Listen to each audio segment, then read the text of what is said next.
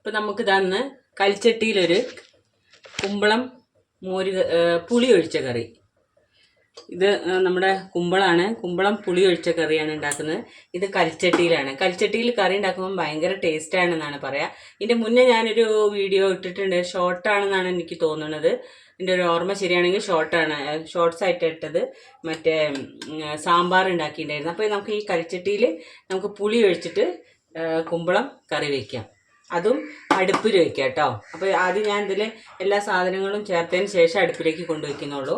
അപ്പോൾ ആദ്യം തന്നെ നമുക്ക് കുമ്പളത ഞാനൊരു അര കിലോ കുമ്പളം അരിഞ്ഞതാണ്. അത് ഇതിലേക്ക് ഇടുകയാണ്.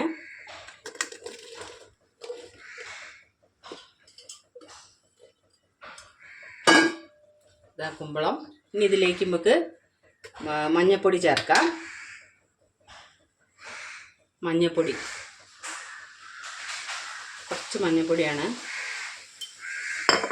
അവിടെ ബാക്കിൽ മരമൊക്കെ മുറിക്കുന്നുണ്ട്. അതിൻ്റെ സൗണ്ടും ഒക്കെ കേൾക്കാം.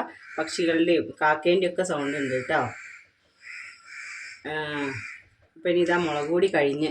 ഇപ്പം ഞാനിവിടെ പോവാൻ കുറേശ്ശെ വാങ്ങിക്കാറ്. അപ്പോൾ അതുകൊണ്ട് മുളക് പൊടി കഴിഞ്ഞ്.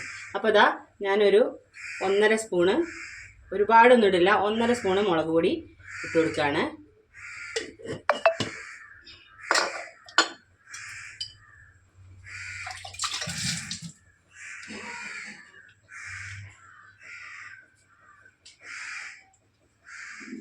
ഇനി എന്താ ഒരു 4 പച്ചമുളകാണ് ചേർക്കുന്നത്. 4 പച്ചമുളകും. ഇത് നല്ല ടേസ്റ്റ് ആട്ടോ ഈ കറി. കുമ്പളം പുളി ഒഴിച്ച് വെക്കാറില്ലേ, നല്ല രസമാണ്. അതും അടുപ്പിലാകുമ്പോൾ പ്രത്യേകിച്ച് നല്ല ടേസ്റ്റാണ്. അപ്പോൾ ഞാൻ അടുപ്പിലാണ് വെക്കണത്. ഇനി നമുക്കിതിലേക്ക് കുറച്ച് വെള്ളം ഒഴിച്ചു കൊടുക്കാം.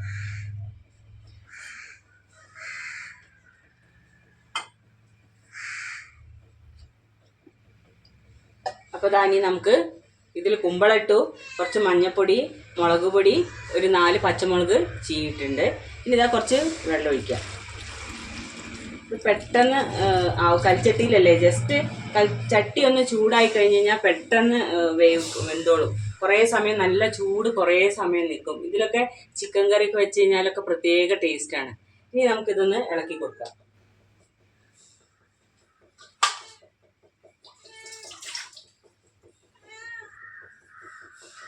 എന്താ പറയുക, ഓരോ കയ്യിൽ കാര്യങ്ങളൊക്കെ ഒന്ന് ഒരു സ്ഥലത്താണ്, ഒന്ന് വേറെ സ്ഥലത്ത്. അപ്പോൾ അതിന് വേണ്ടിയിട്ട് ഓടി നടക്കാം. അപ്പോൾ ഇനി നമുക്കിതൊന്ന് ഇളക്കി കൊടുക്കാം നന്നായിട്ട്. അത് ഞാൻ ഈ മരത്തിൻ്റെ കയ്യിൽ തന്നെ കേട്ടോ ഞാൻ ഇളക്കുന്നത്. ഈ ഒരു കറി ഇങ്ങനെ വെച്ച് കഴിഞ്ഞാൽ നമുക്ക് 2 ദിവസമൊക്കെ സുഖമായിട്ട് കൂട്ടാം. പിറ്റേ ദിവസമൊക്കെ ആകുമ്പോൾ കുറച്ചും കൂടെ ടേസ്റ്റ് എന്നാണ് എനിക്ക് തോന്നുന്നത്. അപ്പോൾ ഇനി നമുക്കിത് അടുപ്പിലേക്ക് വയ്ക്കാം.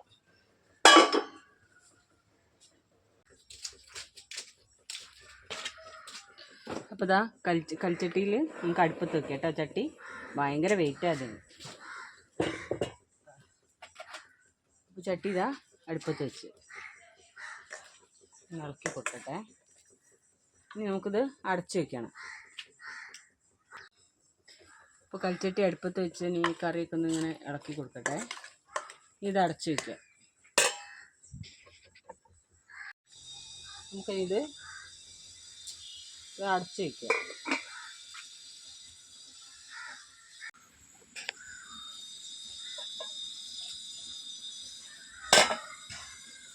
അപ്പോൾ നമുക്കിത് തുറന്ന് നോക്കാം. തുറന്നിട്ട് നമുക്കൊന്ന് ഇളക്കി. ഈ കൽച്ചട്ടിക്ക് നല്ല ചൂടുള്ളതുകൊണ്ട് ഇത് പെട്ടെന്ന് ആവും കേട്ടോ. ജസ്റ്റ് ഒന്ന് തിളച്ചതാ. കുമ്പളം നന്നായി വെന്തിട്ടുണ്ട്.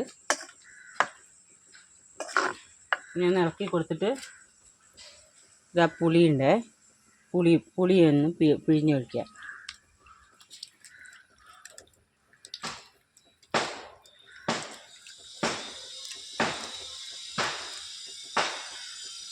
കുമ്പളം വെന്തതിന് ശേഷമേ ഉപ്പിടാൻ പറ്റുള്ളൂ. അപ്പോൾ ഇതാ പുളി നന്നായിട്ട് പിഴിഞ്ഞിട്ടുണ്ട്. ഈ പുളിയൊന്ന് പിഴിഞ്ഞൊഴിക്കുക.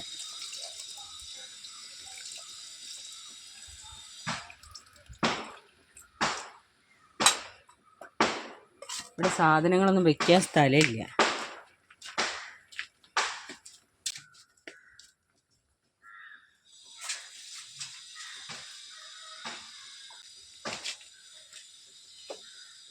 ഇതൊന്ന് നമുക്ക് നന്നായിട്ട് ഇളക്കി കൊടുക്കാം.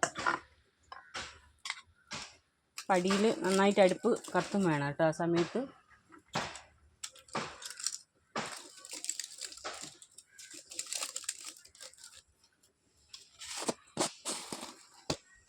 അതോടൊപ്പം തന്നെ നമുക്ക് ഒരു സ്പൂണ് ഉപ്പും ചേർക്കുന്നുണ്ട്. ഒരു 1.5 സ്പൂൺ ഉപ്പ് നോക്കിയിട്ടിടണം, പാകത്തിന് ഉപ്പ് ചേർക്കുക. എന്നിട്ട് നന്നായിട്ട് ഇളക്കി കൊടുക്കുക. ഇനി ഇതൊന്ന് നന്നായിട്ട് ഉപ്പും പുളിയൊക്കെ ഒന്ന് പിടിക്കട്ടെ. അപ്പോൾ തിളക്കട്ടെ. ഇനി അടച്ചു വയ്ക്കുക.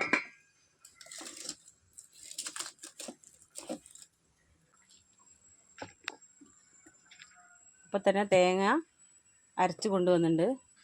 തേങ്ങയിൽ ജീരകം ചെറിയുള്ളി മാത്രമാണ് ചേർത്തിട്ടുള്ളൂ. എന്നിട്ട് നന്നായിട്ട് പേസ്റ്റ് പോലെ അരച്ചെടുക്കുക. ഇത് തിളച്ചതിന് ശേഷം ഈ തേങ്ങ അരച്ചത് ഇതിലേക്ക് ചേർക്കുക.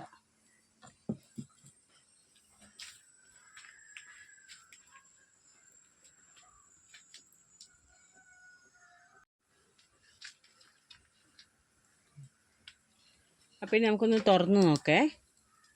ഇത് നന്നായിട്ട് തിളച്ചിട്ടുണ്ട്. കാണുന്നുണ്ടോ എന്നറിയില്ല. ഇവിടെ വെക്കാനുള്ള സൗകര്യമില്ല, അതുകൊണ്ട് ഇങ്ങനെ വെക്കാൻ പറ്റുന്നുള്ളൂ. അപ്പോൾ ഇനി ഇതൊന്ന് പുളിയും ഉപ്പൊക്കെ നന്നായി പിടിച്ചിട്ടുണ്ട്. ഇനി നമുക്കിത് ഈ തേങ്ങ ചേർക്കാം. നമുക്ക്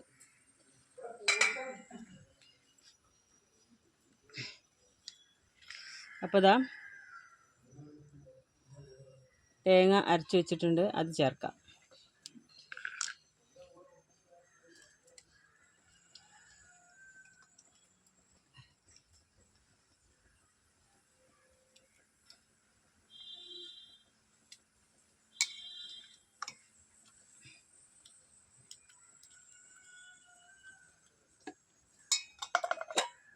ഇനി എന്നിട്ടൊന്ന് നന്നായിട്ട് ഇളക്കി കൊടുക്കാം. അപ്പോൾ ലേശം കൂടി വെള്ളം വേണം. നല്ല തിക്കായ ആകുമ്പോൾ ഒരു ടേസ്റ്റ് ഉണ്ടാവില്ല. അപ്പോൾ ഞാൻ ഇത് ചൂടുവെള്ളം ഈ അടുപ്പത്ത് വെച്ചതാണ്. അപ്പോൾ ഇതിന്ന് ലേശം വെള്ളം ഒഴിച്ച് ഇതിലേക്ക് ചേർക്കാം.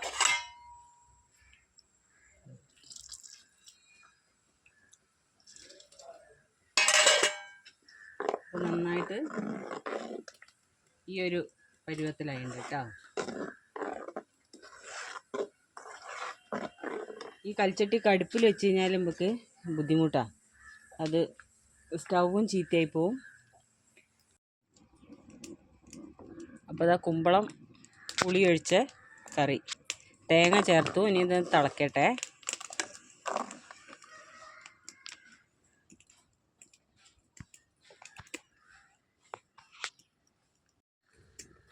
ഇനി തിളച്ചതിന് ശേഷം ഉപ്പൊക്കെ കറക്റ്റാണോ നോക്കണേ.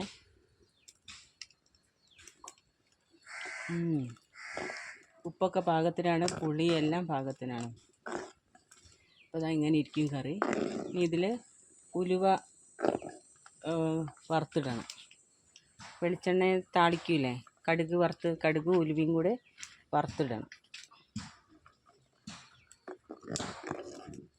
അതാ പെട്ടെന്ന് ഉണ്ടാക്കാൻ പറ്റുന്നൊരു കറിയും കൂടിയാണ്. അടുപ്പിലൊക്കെ വെച്ച് പരിചയമുള്ളവർക്കാണെങ്കിൽ പെട്ടെന്ന് റെഡിയാവും. അത് ജസ്റ്റ് ഒന്ന് അടുപ്പൊന്ന് ചട്ടി ചൂടായി കഴിഞ്ഞാൽ തന്നെ പെട്ടെന്ന് സാധനങ്ങൾ വേവും. അപ്പോൾ കൽച്ചട്ടിയിൽ ഉണ്ടാക്കിയ കറിയാണിത്.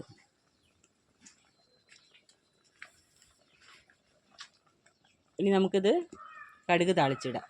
കടുകും ഉലുവയും നമുക്കിനി കറിയിലേക്കുള്ള കടുക് താളിച്ചിടാമേ. ചട്ടി ചൂടാക്കി ഗ്യാസ് ഓൺ ചെയ്ത് വെളിച്ചെണ്ണയിൽ ചെയ്യുമ്പോഴാട്ടോ നല്ല ടേസ്റ്റ് ഉണ്ടാവുക. അപ്പോൾ കുറച്ച് വെളിച്ചെണ്ണ ഒഴിക്കട്ടെ.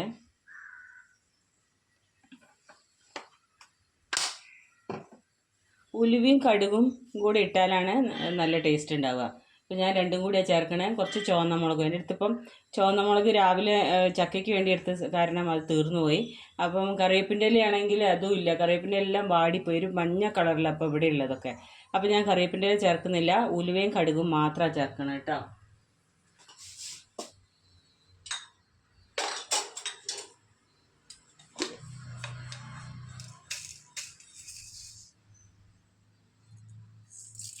ഉലുവ ഇട്ട്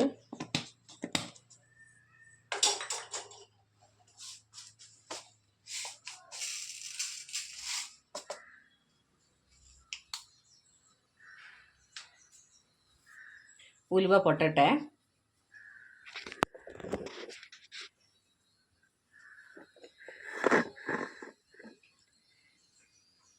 പൊട്ടിയതിന് ശേഷം കടുക് ചേർക്കുക. ഉലുവ നന്നായി പൊട്ടിയിട്ടുണ്ട്. ഇനി നമുക്ക് കടുക് ചേർക്കാം. എന്നിട്ട് ഗ്യാസ് ഓഫ് ചെയ്യാം കേട്ടോ.